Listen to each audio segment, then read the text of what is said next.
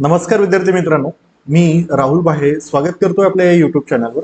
मित्रांनो, आजच्या या लेक्चरमध्ये आपण डिस्कस करणार आहोत कंबाईन गट ब आणि गट क या परीक्षांमध्ये गणित आणि बुद्धिमत्ता या विषयाचं महत्त्व, तसेच गणित आणि बुद्धिमत्ता या विषयामधील कुठल्या टॉपिकला आयोग टार्गेट करत आहे, ठीक आहे, याबद्दलची इत्यंभूत माहिती आजच्या या लेक्चरमध्ये आपण घेणार आहोत.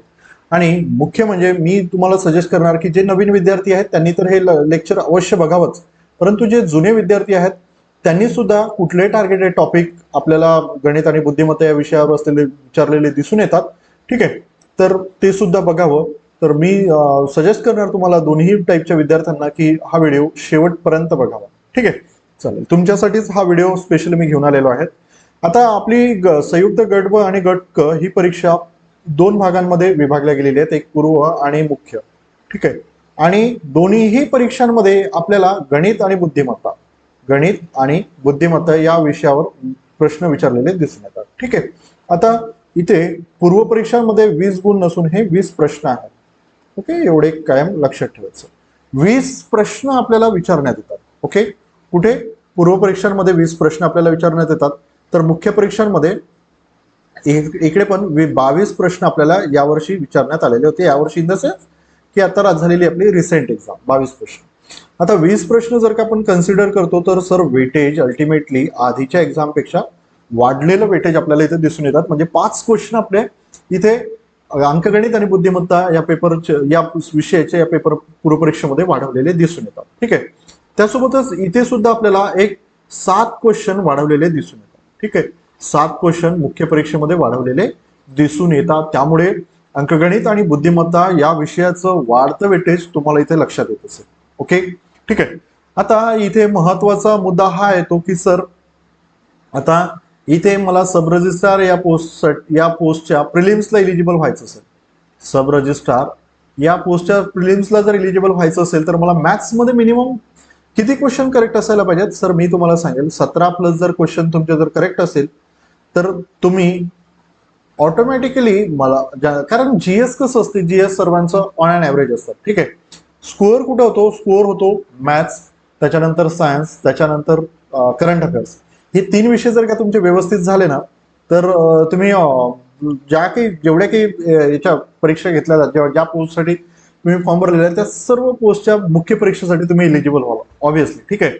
फक्त इथे मॅथ्स बद्दलच सांगणार मी, कारण मॅथ्सचा मी विशेष मॅथ्सचं मी स्पेशलिस्ट फॅकल्टी आहेत, सो त्या अनुषंगाने मी मॅथ्स बद्दल बोलणार, सायन्स आणि करंट अफेअर्स बद्दल इथे सांगणार नाही. तर मीच तुम्हाला सजेस्ट करणार की मॅथ्समध्ये तुम्हाला 17+ जर क्वेश्चन तुमचे बरोबर आलेत तर तुम्हाला सब रजिस्ट्रारच्या मुख्य परीक्षेपासून कोणीही रोखू शकणार नाही, ठीक आहे. मग सब रजिस्ट्रारच्या कमी वॅकन्सी असतात तर त्याचा कट ऑफ ऑब्व्हियसली हाय असतो. त्याच्यानंतरचे जे जसं की पीएसआयचा कट ऑफ आपल्याला गट ब च्या तुलनेने कमी असलेला दिसून येतात, ठीक आहे. तर गट क च्या परीक्षांमध्ये क्लरिकलचा कट ऑफ कमी असलेला आपल्याला तिथे दिसून येतात. तिथे एक्साइज इन्स्पेक्टरचा कट ऑफ हाय असलेला दिसून येतात, त्यानंतर टॅक्स असिस्टंट, त्यानंतर आपला हे क्लरिकलची परीक्षा, ठीक आहे, क्लर्क. तर इथे आपल्याला कट ऑफ कमी असलेला दिसून येतं. पण मी तुम्हाला सजेस्ट करणार की यार आपल्याला एकच एक्झाम द्यायची आहे, म्हणजे पूर्वपरीक्षा आपण सर्व पदाकरता देतोय, तर त्या अनुषंगाने आपण तयारी करायला काय हरकत आहे? एक्झॅक्टली. म्हणून मी तुम्हाला इथं सजेस्ट करणार की मॅथ्स आणि रिझनिंग मध्ये 17+ क्वेश्चन तुमचे करेक्ट असायला पाहिजेत, अॅक्युरेट असायला पाहिजेत प्रिलिम्स मध्ये. तर मुख्य परीक्षांमध्ये आपल्याला इथे बघता येईल 18+ क्वेश्चन तुमचे इथे करेक्ट असायला पाहिजेत, ठीक आहे. इथे 18+ क्वेश्चन तुमचे करेक्ट असायला पाहिजेत मुख्य परीक्षेमध्ये, जेणेकरून तुमची एक पोस्ट सेक्युअर्ड होणार. इथे काय होणार? तुमची पोस्ट एक सेक्युअर्ड होणार. त्या अनुषंगाने आपण अभ्यास करायला पाहिजे असं मी तुम्हाला इथे सजेस्ट करतो, ओके. चालेल, मग आपण बघूया याच्यामध्ये कुठल्या कुठल्या याला आपल्याला हे दिसून येतात, ठीक आहे. कुठल्या याला म्हणजे कुठल्या टॉपिकवर आयोग आपल्याला क्वेश्चन विचारलेलं दिसून येतात, ठीक आहे. मोस्ट ऑफ द टाइम कुठल्या याला आपल्याला हे असलेलं दिसून येतं, ठीक आहे, ओके. चालेल.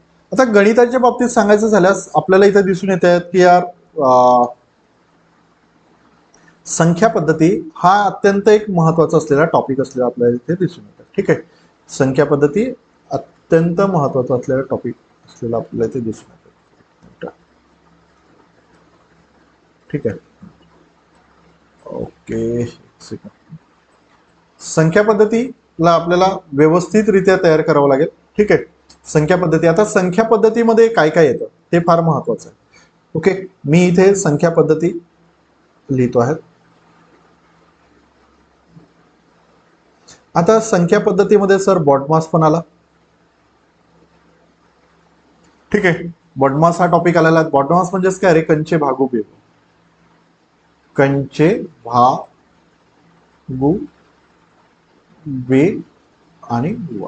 ठीक आहे, म्हणजे कंसाचे भागाकार, गुणाकार, बेरीज, वजाबाकी याच ऑर्डर मध्ये चालणार. ठीक आहे, याच्यापेक्षा दुसरा ऑर्डर कुठलाही बदलणार नाही.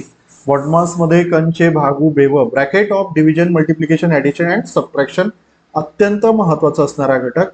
त्यानंतर आहेत अपूर्णांक. ठीक आहे, त्यानंतर येतो आहे दशांश. त्यानंतर तुम्हाला सजेस्ट करणार घातांक व करणी. मागल्या वेळेला मेन्स मध्ये यावर प्रश्न विचारलेले आहेत, घातांक व करणी. तसेच पूर्व परीक्षेमध्ये आपल्याला घातांक व करणी वर प्रश्न विचारलेले दिसून येतात. ठीक आहे, त्याच्यामुळे हे महत्वाचे टॉपिक आहेत आणि मी तुम्हाला सजेस्ट करणार की हे सर्व करून जायचं. आणि हे जे टॉपिक येतात हे संख्या पद्धती या टॉपिक या चॅप्टर मध्येच आपल्याला हे त्याचे सब टॉपिक विचारलेले दिसून येतात. बॉडमास झालं, अपूर्णांक झालं, दशांश झालं, घातांक व करणी झालं. त्याच्यानंतर वर्ग आणि वर्गमूळ, वर्ग व वर्गमूळ. त्यानंतर पुढे आपल्याला दिसून येत आहेत घन व घनमूळ. ठीक आहे, घन व घनमूळ हे महत्वाचे असलेले टॉपिक आपल्याला दिसून येतात, त्याच्यामुळे याच्यावर आपण फोकस करायला पाहिजे.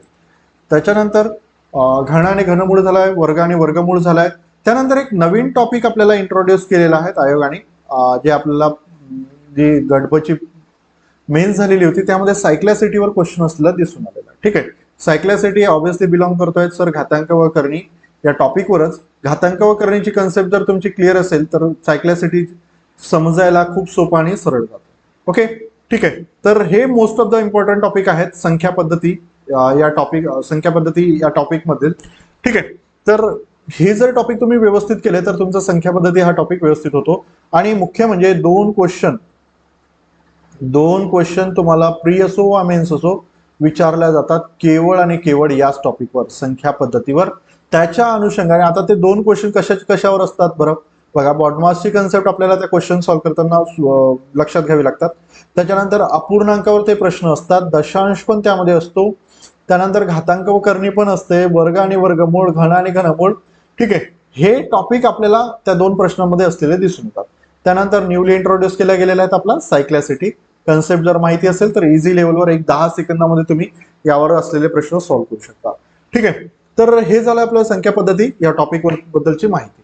त्यानंतर येऊया आपण गुणोत्तर आणि प्रमाण. आता गुणोत्तर आणि प्रमाण हा एवढा महत्वाचा टॉपिक आहे की हा एकमेव असा टॉपिक आहे की बाकीच्या अंकगणित या विषयामध्ये बाकीचे जे टॉपिक आहेत त्याची डिफिकल्टी लेवल एकदम इझी मोडवर आणणारा टॉपिक म्हणजे कोणता, तर गुणोत्तर व प्रमाण. आपण हे सर्व स्टेप बाय स्टेप शिकणार आहेत. मी तुम्हाला आपल्या या युट्यूब चॅनलवर सर्व गोष्टी फ्री ऑफ कॉस्ट मध्ये शिकवणार, त्याच्यामुळे टेन्शन घ्यायचं नाही, बिलकुल बिनधास्तपणे आपण यावर फोकस करणार आहोत. ठीक आहे, ठीक आहे, जेणेकरून तुमची जी येणारी कंबाईन प्रिलिम्स आणि मेन्स आहेत त्याच्यासाठी तुम्ही रेडी असायला पाहिजे. ओके, आता गुणोत्तर व प्रमाण या घटकावर आपल्याला दोन टॉपिक असलेले दिसून येतात. एक स्वतः गुणोत्तर व प्रमाण हा टॉपिक तर आहेच, त्यानंतर आपल्याला इथे दिसून येतात वयवारी आणि भागीदारी. हे दोन असे टॉपिक आहेत की सर आपल्याला हे दोन टॉपिक गुणोत्तर आणि प्रमाण या विषयावर या टॉपिकवर असलेले दिसून येतात. ठीक आहे, त्यानंतर तिसरा टॉपिक येतो. आता बघा याच्यामध्ये काय काय झालं, गुणोत्तर व प्रमाण झालं, वयवारी झाला आणि भागीदारी झालं. अत्यंत इम्पॉर्टंट असणारा टॉपिक आहे. ठीक आहे, हे जर टॉपिक करून गेले तुम्ही तर तुम्हाला 1-2 क्वेश्चन तुम्हाला इथून मिळणार. ओके, त्यानंतर बघूया आपण शेकडेवारी. शेकडेवारी हा मोस्ट इम्पॉर्टंट टॉपिक आहे आपल्या कंबाईन प्रिलिम्सच्या दृष्टिकोनातून. या टॉपिकवर मध्ये आता याच्यामध्ये हे शेकडेवारीची कन्सेप्ट आपलं शेकडेवारीवर आधारलेले प्रश्न आपल्याला संख्या पद्धतीमध्ये असलेले दिसून येतात.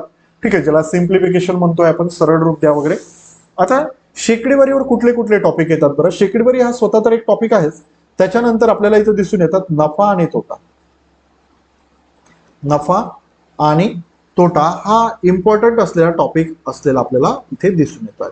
त्यानंतर नफा आणि तोटा हा एक, नफा तोटा आणि शेकडेवारी हे दोन टॉपिक अत्यंत महत्वाचे आहेत. त्यानंतर व्याज. आता व्याज आपल्याला पर्सेंटेज आधारावरच आहे, शेकडेवारी आधारावरच आहेत. व्याजमध्ये आपल्याला एक सरळ व्याज दिसत आहेत आणि दुसरं चक्रवाढ व्याज दिसत आहे. एक्झॅक्टली चक्रवाढ व्याजावर सुद्धा आपल्याला प्रश्न विचारलेले दिसून येतात. एक सिंपल इंटरेस्ट आणि एक कंपाऊंड इंटरेस्ट, एक सिंपल इंटरेस्ट आणि दुसरं कंपाऊंड इंटरेस्ट. ठीक आहे. आता याच्यापैकी आपल्याला इथे पण एक क्वेश्चन विचारलेला दिसून येतात, कारण आयोग कुठलाही असा टॉपिक सोडत नाही जो पर्सेंटेज आधारावर आहे. म्हणून तुम्ही पर्सेंटेज शिकत असताना आधी पर्सेंटेज शिकायचं, त्यानंतर नफा आणि तोटा शिकायचं, त्यानंतर सरळ व्याज आणि चक्रवाढ व्याज, अशा पद्धतीनं तुमची अभ्यासाची पद्धत असायला पाहिजे. त्यानंतर आपण वेळ या टॉपिकला जाऊया. आता वेळ या टॉपिकला जात असताना लक्षात घ्यायचं आहे आपल्याला, वेळ या टॉपिकवर मोस्ट इम्पॉर्टंट जे टॉपिक आहेत ते आपल्याला वेळ टाइम बेसिसवरचे ते दिसून येतात. काळ आणि काम, काळ आणि काम, ज्याला म्हणतोय आपण टाइम अँड वर्क, इंग्लिशमध्ये टाइम अँड वर्क. एक्झॅक्टली. त्यानंतर दिसून येत आहेत सर नळ व पाण्याची टाकी, महत्वाचा टॉपिक आहे हा पण, नळ व पाण्याची टाकी. याला म्हणतोय आपण pipe and system. Exactly pipe and system. त्यानंतर दुसरा टॉपिक येतोय आपला, आता येतोय काळ, वेग आणि अंतर. ठीक आहे. काळ, वेग, अंतर आपण याला म्हणतोय time, distance, speed. Time, distance, speed, TDS म्हणून आपण याला संबोधतोय. हे 3 अत्यंत महत्वाचे टॉपिक आहेत. त्यासोबतच आणखी एक दुसरा टॉपिक येतोय सर, नाव व प्रवाह. ठीक आहे, नाव व प्रवाह. आता हा टॉपिक तुमचा एक एक तुमची एक कन्सेप्ट क्लिअर व्हायला 15 मिनिटं लागतील आणि त्यानंतर 45 मिनिटांमध्ये जर का तुम्ही याचे प्रॉब्लेम सॉल्व्ह केले तर हा 1 तासाच्या आतमधला हा आपला नाव व प्रवाहाचा टॉपिक आहे. मी युट्यूबवर घेणारच आहे, त्याच्यामुळे बिंदास राहा, टेन्शन घेऊ नका, या सर्व गोष्टी आपण शिकणारच आहोत. ठीक आहे. नळ व पाण्याची टाकी वगैरे हे अत्यंत महत्वाचे असणारे टॉपिक आहेत. एक्झॅक्टली, कारण यावर आपल्याला प्रश्न विचारलेले दिसून येतात. त्यानंतर आता डेटा इंटरप्रिटेशन. डेटा इंटरप्रिटेशन हा पार्ट कशाचा झालाय बरं? हा पार्ट आहे सर स्टॅटिस्टिक्सचा. हा पार्ट दिसून येतात आपल्याला स्टॅटिस्टिक्सचा. म्हणजे statistics in the sense sir याच्यामध्ये स्टॅटिस्टिक्समध्ये आयोग कन्सिडर करतात की तुम्हाला डेटा इंटरप्रिटेशनवरच प्रश्न विचारले जाणार. म्हणून मग डेटा इंटरप्रिटेशन जर सॉल्व्ह करायचे असेल तर तुम्हाला 3 टॉपिक मोस्ट इम्पॉर्टंट आहेत. ते 3 टॉपिक कुठले ते सांगून देतोय. गुणोत्तर व प्रमाण, गुणोत्तर व प्रमाण, सरासरी आणि तिसरा टॉपिक येतोय शेकडेवारी. ठीक आहे. हे 3ही टॉपिक अत्यंत महत्वाचे आहेत. जर तुम्हाला डेटा इंटरप्रिटेशनवरचे क्वेश्चन सॉल्व्ह करायचे असेल तर हे 3 टॉपिकच्या कन्सेप्ट तुमच्या स्ट्रॉंग असायला पाहिजेत. ठीक आहे. या 3 टॉपिकच्या कन्सेप्ट तुमच्या स्ट्रॉंग असायला पाहिजेत असं मी इथे सजेस्ट करणार. ओके, चालेल. ठीक आहे. या सर्व गोष्टी आहेत. ठीक आहे. आणि आता मिसलेनियस हा कंटेंट दिसतोय सर. इथे काय येणार मिसलेनियस मध्ये बरं? मिसलेनियस मध्ये तुम्हाला इथे दिसून येईल की सर मिक्सचर अँड ॲलिगेशन हा टॉपिक आहे जो रेशो अँड प्रपोर्शनवरच आहे. बट मी ते मिक्सचर आपल्या याच्यामध्ये घेतलेला आहे. कधी विचारलं तर विचारला, नाही तर नाही. ठीक आहे. पण याच्याबद्दलची मी कन्सेप्ट तुमची क्लिअर करून देणार. ओके, हे झालेलं आहे अंकगणिताच्या बाबतीतलं, अरिथमॅटिकच्या बाबतीतलं. त्यानंतर आणखी काय येतं बरं सर मिसलेनियस मध्ये? आणखी दुसरा पोर्शन येतो आहे आपला याचा कशाचा बरं? मेन्सुरेशन, ज्याला म्हणतोय आपण क्षेत्रमिती. मेन्सुरेशन, मेन्सुरेशन मध्ये क्षेत्रमिती. ठीक आहे. आता याच्यावरही आपल्याला एक क्वेश्चन विचारलेला दिसून येतो आहे. एरिया काढायला होतं, क्षेत्रफळ काढायला सांगतायत. ठीक आहे. क्षेत्रफळ, परिमिती काढायला सांगतायत. क्षेत्रफळ आणि परिमिती या 2 गोष्टी आपल्याला इथे विचारलेल्या दिसून येतात. कुठे? या मेन्सुरेशन या टॉपिक मध्ये. मग याचे काही फॉर्म्युले आहेत, ते फॉर्म्युले तुम्हाला पाठ करायला नाही सांगणार, तिथे शिकवणार, त्याची कन्सेप्ट सांगणार. म्हणजे जेणेकरून तुम्ही एक्झामला जेव्हा जाल विसरण्याचं अजिबातही संबंध येणार नाही. ठीक आहे. म्हणजे तुमच्या एकदाची कन्सेप्ट क्लिअर झाली की तुम्ही ऑटोमॅटिकली त्यावरचे प्रश्न सॉल्व्ह करणार. ओके, मेन्सुरेशन सुद्धा मी तुम्हाला युट्यूबला शिकवणार आहे. तर अशा पद्धतीचं आपलं हे अरिथमॅटिक गणित, गणिताचे एवढे टॉपिक करायचे आणि सरळ एक्झामला जायचं. याच्या व्यतिरिक्त दुसरं काहीही नाही येणार. एवढ्या टॉपिकवरच फोकस करायचा असतो. एवढे टॉपिक केले की होऊन जाते. जसं की आपण इथे बघितलेलं होतं, बोर्डचं गेलंय वाटतं ना. एनिवे असो, संख्या पद्धती या टॉपिकमध्ये आपण बऱ्याच गोष्टी डिस्कस केलेल्या होत्या. ओके, चालेल. ठीक आहे. चला मग जाऊया आपण नेक्स्ट स्लाइडला. आता दुसरा टॉपिक येतोय आपला बुद्धिमत्ता. बुद्धिमत्ता दुसरा कंटेंट काय आहे आपला बुद्धिमत्ता. बुद्धिमत्ता या टॉपिक मध्ये आपल्याला सिलोगिझम, ज्याला म्हणतोय आपण विधाने आणि निष्कर्ष. ओके, विधाने आणि निष्कर्ष, विधाने व निष्कर्ष. विधाने व निष्कर्ष याच्या कन्सेप्ट जर का तुमच्या क्लिअर असेल तर तुम्ही इझिली सिलोगिझम बेसिसवरचे प्रश्न सॉल्व्ह करू शकता. म्हणजे इथे कन्सेप्ट काय लागते तुम्हाला, वेन डायग्राम. वेन डायग्राम तुम्हाला व्यवस्थितरित्या जमल्या पाहिजेत. वेन डायग्राम शिकवणार मी, डोंट वरी, टेन्शन घेऊ नका. वेन डायग्राम सुद्धा आपण क्लिअर करून टाकूया. ठीक आहे, यावर 100% एक क्वेश्चन असतो. 100% म्हणणार मी आता इथे, कारण कंटिन्युअसली हे क्वेश्चन विचारतोय. 100% एक क्वेश्चन आपल्याला इथे विचारलेला दिसून येतो आहे सिलोगिझम बेसिसवर. त्यानंतर कोडिंग डिकोडिंग वर यार सोपे आहेत. चायनीज कोडिंग डिकोडिंग आपल्याला इथे विचारले जातात, जसं बँकिंग टर्मिनॉलॉजी मधल्या घेतलेल्या आहे त्यांनी. ठीक आहे, चायनीज कोडिंग डिकोडिंग. ओके, तर इथे लक्ष देणं. अनालिटिकल रिझनिंग, आता अनालिटिकल रिझनिंगचे तुम्हाला दिसून येत असतं सर 3-4 टाईप आहेत. ठीक आहे, विधाने व निष्कर्ष, विधाने व अनुमान, विधाने व अनुमान किंवा निष्कर्ष. म्हणजे आपल्याला हे अनालिटिकल रिझनिंग म्हणू शकतो आपण याला, किंवा लॉजिकल रिझनिंग म्हणू शकतो. विधाने व अनुमान किंवा निष्कर्ष. ठीक आहे, त्याच्यानंतर विधाने, कृती विचारल्या जातात, विधाने व कृती, स्टेटमेंट अँड ऍक्शन. एक्झॅक्टली. त्याच्यानंतर आपल्याला इथे स्टेटमेंट अँड आर्ग्युमेंट विचारल्या जातात, विधाने.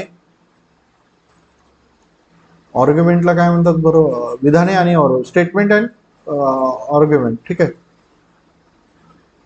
एक सेकंड.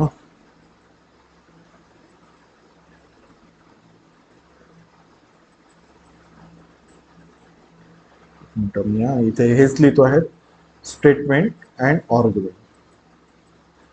ओके, यावर आपल्याला प्रश्न विचारले दिसून येतात. ठीक आहे, त्याच्यामुळे या सर्व गोष्टीला आपल्याला फोकस करणं गरजेचं आहे. हे मी तुम्हाला सांगणार, याच्या ट्रिक्स काय आहेत, टिप्स काय आहेत. ठीक आहे, त्यानंतर नंबर सिरीज. आता नंबर सिरीज आपल्याला दिसून येते 2 प्रकारची. एक मिसिंग म्हणजे गाळलेली संख्या शोधा.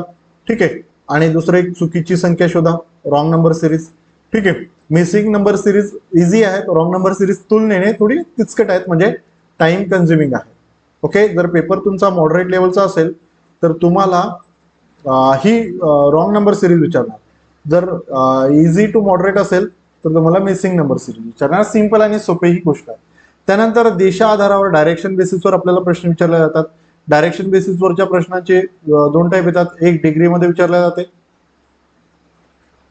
ठीक आहे, आणि दुसरं एक मीटर और किलोमीटर या डिस्टन्समध्ये आपल्याला विचारलेले दिसून येतात. ठीक आहे, मीटर अँड किलोमीटर. त्याच्यानंतर नॉन व्हर्बल रिझनिंग मध्ये काय काय येतं बरं, नॉन व्हर्बल रिझनिंग मध्ये ऑल थिंग येतात त्या, जसं की डायग्राम वगैरे असतात की नाही. इथे ट्रायंगल आहेत, ठीक आहे, इथे सर्कल आहेत, नेक्स्ट डायग्राम. ओके, ठीक आहे, तर याच्याही मध्ये आपल्याला अशा पुढे डायग्राम ज्या असतात पेपरमध्ये विचारलेल्या, 2-1 डायग्रामचे क्वेश्चन विचारले जातात. 2 क्वेश्चन तुम्हाला नॉन व्हर्बल रिझनिंग वर असलेले दिसून येतात. ठीक आहे, ते तुम्हाला जमले पाहिजेत, त्याचे काही ट्रिक्स आहेत, त्या सांगून देईल मी तुम्हाला. ओके, चालेल. अशा पद्धतीचं आपलं हे बुद्धिमत्तेवर विचारले जाणारे टॉपिक आहेत. म्हणजे बुद्धिमत्ता हा जर या विषयाचा जर का तुम्हाला अभ्यास करायचा असेल तर हे एवढे टॉपिक आहेत, आणि एवढे टॉपिक व्यवस्थितरित्या जर लर्न केले तर बाकी सर्व गोष्टी सोप्या आणि सरळ होतात. आणि मी ह्या सर्व गोष्टी तुम्हाला शिकवणार, त्याच्यामुळे डोंट वरी. कोडिंग डिकोडिंग असो, अनालिटिकल रिझनिंग असो, किंवा नंबर सिरीज असो, डायरेक्शन असो, किंवा नॉन व्हर्बल, आणि हे सर्व मराठी माध्यमातून शिकवलं जाणार. मराठी आणि इंग्लिश दोन्ही माध्यमातून, म्हणजे जे इंग्लिश मिडियमचे पोरं आहेत त्यांनाही कळलं पाहिजेत. क्वेश्चन दोन्ही भाषेत असेल, मराठी आणि इंग्लिश, आणि दोन्हीही भाषेमध्ये तुम्हाला सांगितलं जाणार, आणि बिलकुलही फ्री ऑफ कॉस्ट असणार. कुठल्याही पद्धतीची फीज वगैरे तुम्हाला इथे द्यावी लागणार नाहीत. ठीक आहे, म्हणून इथून पुढे आपल्या या चॅनलला जोडायचं असेल, लेक्चर बघायचे असतील, सिलेबस कंप्लीट करायचा असेल, मी तुम्हाला सजेस्ट करणार की आपल्या या चॅनलला सबस्क्राईब करा, शेअर करा, आणि आपल्या या लेक्चरला लाईक करा. ठीक आहे, थँक्यू सो मच. भेटूया आपण नेक्स्ट टॉपिक घेऊन येऊया. ठीक आहे, तुम्ही सजेस्ट करा की कुठला टॉपिक आपण कुठल्या टॉपिक पासून आपण सुरुवात केली पाहिजे, त्या टॉपिक पासून आपण सुरुवात करूया आपल्या या लेक्चरला. ओके, या सिरीजला आपण सुरुवात करूया. सिरीज काय, अंकगणित आणि बुद्धिमत्ता पूर्णपणे आपल्याला फिनिश करायचं आहे युट्यूबवर. ठीक आहे, आणि एका ऑर्डरमध्ये पर्टिक्युलर विशिष्ट अशा ऑर्डरमध्ये तुम्ही सजेस्ट करा, तिथून आपण त्या लेक्चरला सुरुवात करूया. आणि कधी सुरुवात करायचं याची डेट पण तुम्ही द्या. त्या डेट पासून आपण बिलकुल पर्टिक्युलर टाइम तुम्ही सजेस्ट करा की सर आमचा या टाइमला लेक्चर घ्या, त्या टाइमला तुमचं लेक्चर घेण्यात येईल. ओके, चालेल. Thank you so much. भेटूया आपण नेक्स्ट लेक्चरला.